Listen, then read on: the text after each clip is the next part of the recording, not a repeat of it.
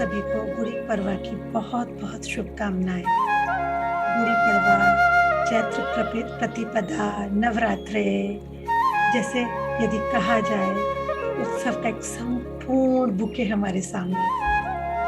जैसे ही चैत्र का महीना प्रारंभ होता है, सबसे बड़ी खास बात इस महीने में ये होती है कि संपूर्ण प्रकृति से लेकर जीव जंतुओं तक सभी मानव अपना आलस छोड़कर नवीनता की ओर बढ़ रहे होते हैं, नए आयामों की ओर प्रवेश कर रहे होते हैं। जहां इस गुड़ी पड़वा को महाराष्ट्र, आंध्रा सभी ओर बहुत और हर्षोल्लास से मनाया जाता है, वहीं उत्तर भारत में धूमधाम से पाठ के द्वारा और कलश की स्थापना के साथ हम लोग आम का त्योहार मनाते हैं।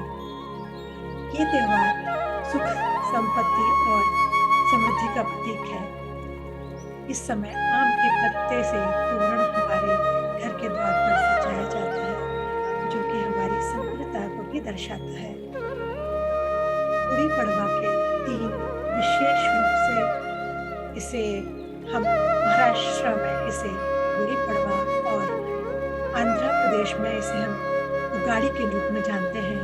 एक नवीनता, सृष्टि नवीन हो रही है, सारे कार्य नवीन हो रहे हैं, पंचांग नया हो रहा है और साल भर के साढ़े 3 त्योहार ऐसे होते हैं जिसमें मुहूर्त देखने की कोई जरूरत नहीं होती।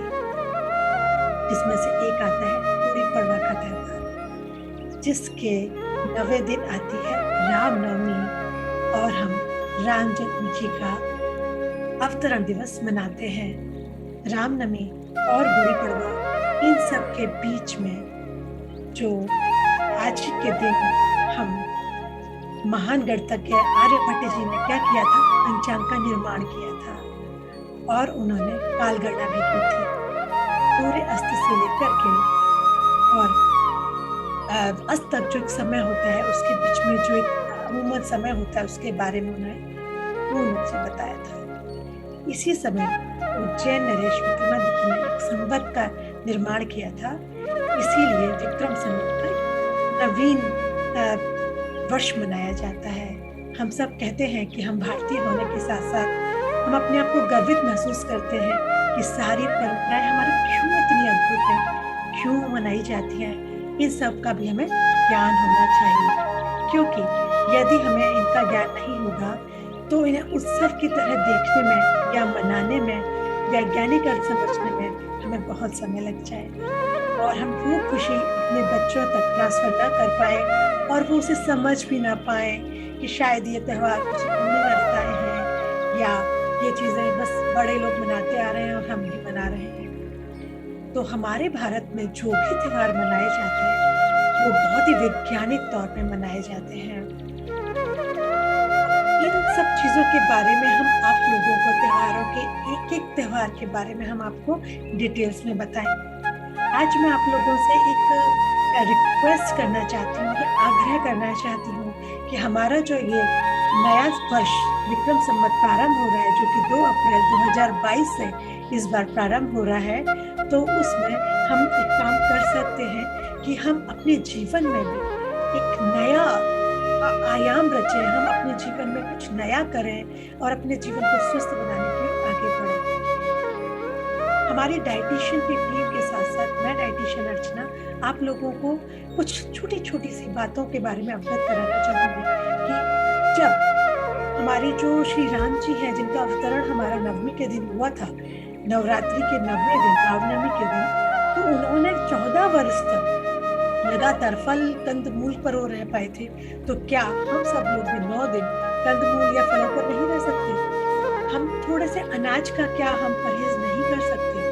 यस, हम कर सकते हैं। तो कैसे हम इस नवरात्रि के त्योहार को स्वस्थ रह करके, अपने स्वास्थ्य में सुधार करके और अपने शरीर के अंदर एक नई रचना बना करके, या जो भी हमारे शरीर में कुछ टॉक्सिक पदार्थ या जो भी कहीं ना कहीं रुकावट पैदा कर रहे हैं हमारे शरीर के स्वास्थ्य को, उसे कैसे सुधारें, कैसे हम स्वस्थ रहें और थोड़े-थोड़े फलों और सब्जियों के साथ-साथ कुछ और हल्की-फुल्की चीज़ें खा करके, या अगर ज़रूरत है, हमारी शारीरिक आवश्यकता है, तो हम थोड़े से अनाजों के साथ किस तरह से इन 9 दिनों को अच्छे तरीके से मना पाएँ, जिससे हमें ना ही कोई सिर में दर्द हो, ना ही हमें कोई कमी महसूस हो और ना ही किसी तरह की हमें पोषणता की कमी हो। तो न्यूट्रिशन डेफिशिएंसीज़ को एक साइड में करते हुए, न्यूट्रिशनल फूड खाते हुए, पोषणता को साथ में रखते हुए, हम लोग इस बार नवरात्रि के 9 दिन का पूरा प्लान लेकर आप लोगों के साथ आए हैं। 9 डेज़ स्पेशल नवरात्रि प्लान। अगर आप लोग हमसे जुड़ना चाहते हैं या हमसे इन 9 दिनों के बारे में जानना चाहते हैं, या आगे भी जानना चाहते हैं कि किस तरह हम एक अपने स्वास्थ्य को अपनी संस्कृति के साथ से जोड़ते हुए हम स्वस्थ रह सकते हैं, तो आप सबका स्वागत है। और नवरात्रि के साथ-साथ गुड़ी पड़वा, चैत्र प्रतिपदा और विक्रम संवत के हिंदू नववर्ष में आप सभी लोगों को बहुत-बहुत बधाइयाँ। समृद्धशाली बनें, स्वस्थ रहें और हमेशा खुश रहें। बहुत-बहुत धन्यवाद और शुभकामनाएँ।